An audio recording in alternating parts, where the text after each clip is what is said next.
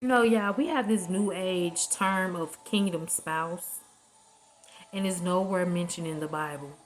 What God did mention is a help meets, right? He did mention husband, he did mention wife, but he never mentioned kingdom spouse.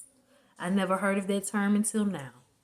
And so y'all will have to be careful of connecting with this new age stuff of naming things and renaming what God already said what was.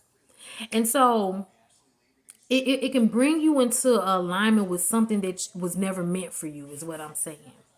And to be quite frankly, we're all rushing to get married and not even taking the time out to even vet the people who we're entertaining, not even taking the time out to date.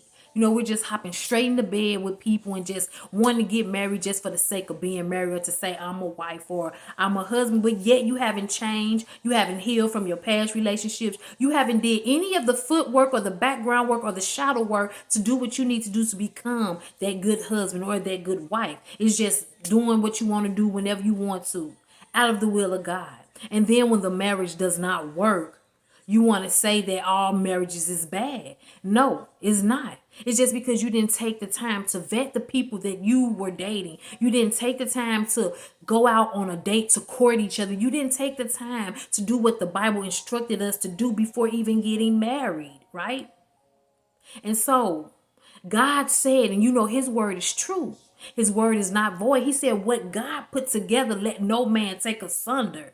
So if you're married and you're going through infidelity in your marriage, did God put that marriage together? Because I'm quite sure marriages are going to go through some things. You guys going to have to go through the thick and thin. It says for better or for worse, through sickness and through health, right? And so what I'm saying is you're going to go through some things even when being joined together by God.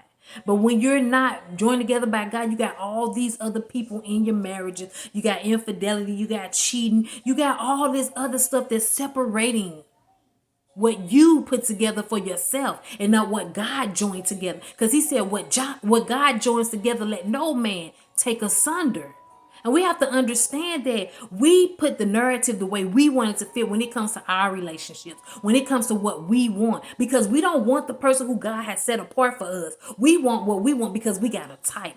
We got a type of how somebody look and how they dress and what type of money they got. But the very person that you're putting on the back burner is who God has for you that's going to give you that life. When you're going to overlook the looks because it does not matter. He's treating you the way Christ treats the church, right?